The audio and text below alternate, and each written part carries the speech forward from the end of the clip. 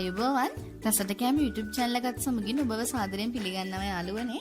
අද අපි හදන්නේ තෝසෙ තමයි. ඉතින් අපි බලමු තෝසෙ හදාගන්න අපිට අවශ්‍ය වෙන ද්‍රව්‍ය මොනවාද කියලා. ඒ සඳහා අපිට මුලින්ම ඕන වෙනවා පාන් පිටි කිලෝ එකක්, උඳු පිටි ග්‍රෑම් 250ක්, පොල් ගෙඩි එක කිරි අවශ්‍ය වෙනවා අපිට.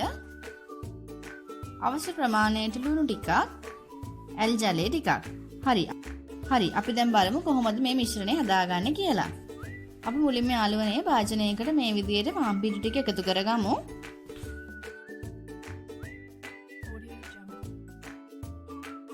දැන් අපි මේකටම උඳු පිටි ටිකත් මේ විදිහට එකතු කරගමු.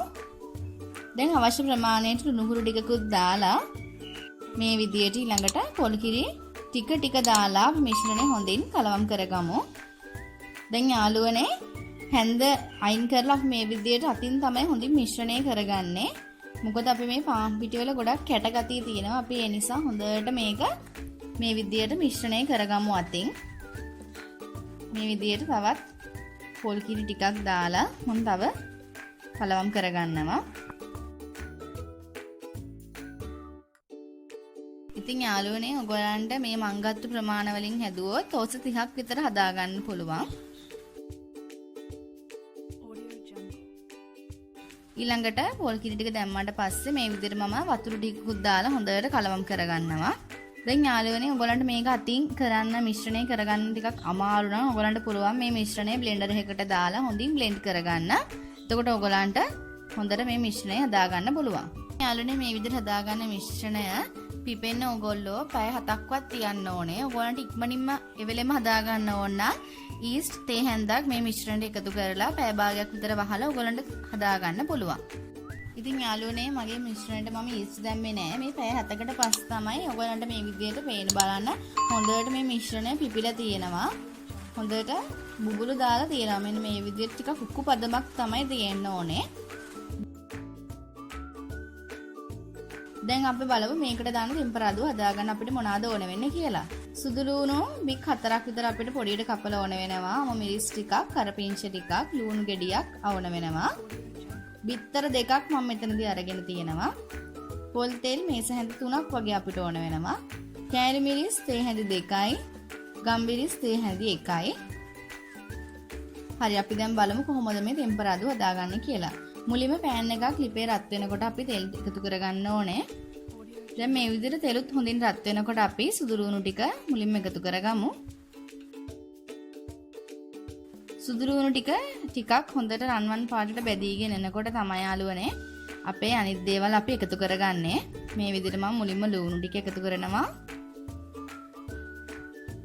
ඒකටම කරපිංච මිරිස් ටිකත් මෙන්න මේ විදිහට එකතු කරලා මේ ටික හොඳට ටෙම්පරාදු කරගන්නවා. ඉතින් යාළුවනේ අපේ වීඩියෝ හොඳයි නම් අනිවාර්යෙන් අපිව subscribe කරන්න අමතක කරන්නත් එපා. ඊළඟට මම මෙන්න මේ විදිහට කෑලි මිරිස් ටිකත් එකතු කරගන්නවා.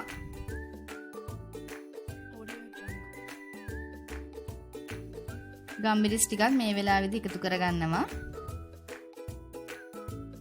දැන් මේ ටික හොඳට කලවම් කරගමු.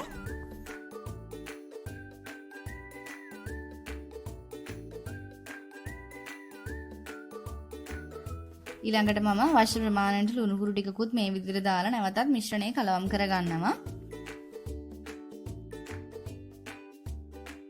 දැන් යාළුවනේ ටෙම්පරාදුව හරි. මම දැන් මේක අපේ මිශ්‍රණයට මෙන්න මේ විදිහට දාලා කලවම් කරගන්නවා. ඉතින් හදලා බලන්න යාළුවනේ මේ තෝස එක හරිම රසවත්. මෙන්න මේ විදිහට මම හොඳට කලවම් කරගන්නවා.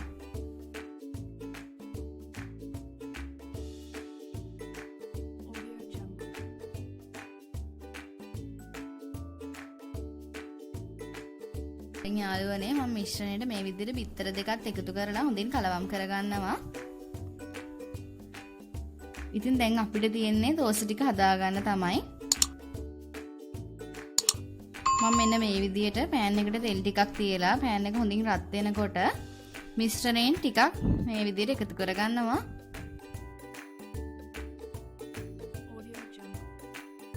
හරිම රසවත් මේ තෝස එක ඔයගොල්ලෝ ගෙදරදීම අනිවාර්යෙන් හදලා බලන්න. දැන් ඔයගලන්ට පේනවා ඇති ටෝස් එක හොඳට පිපිලා තියෙන්නේ. මේ විදිහට හොඳට හිල් හිපිලා තියෙනවා ටෝස් එකේ.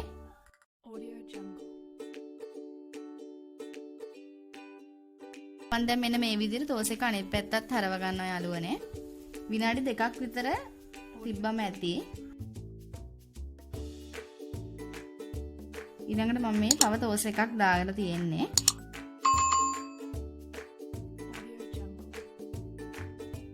දැන් මම මේ ටෝස් එකත් අනිත් පැත්ත හරව ගත්තා මේ විදිහට. මේ තියෙන යාළුවනේ මම හදාගත්ත ටෝස් ටික තමයි බලන්න හරි ලස්සනට හරි අපූර්වට අපේ ටෝස් ටික ඇවිත් තියෙනවා. ඒ වගේම හරිම රසවත්, හරිම ගුණයි.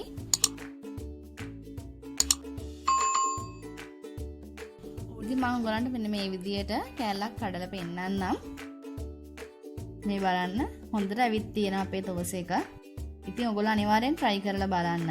අපේ වීඩියෝ එක හොඳයි නම් like එකක් දාන්න, share කරන්න, comment එකක් දාන්න අමතක කරන්න එපා. subscribe කරලා නැති කෙනෙක් නම් අනිවාර්යෙන් subscribe කරලා bell icon එක click කරන්න. අද අපි ගිහින් එන්නම්. ඔබට සුබ දවසක්.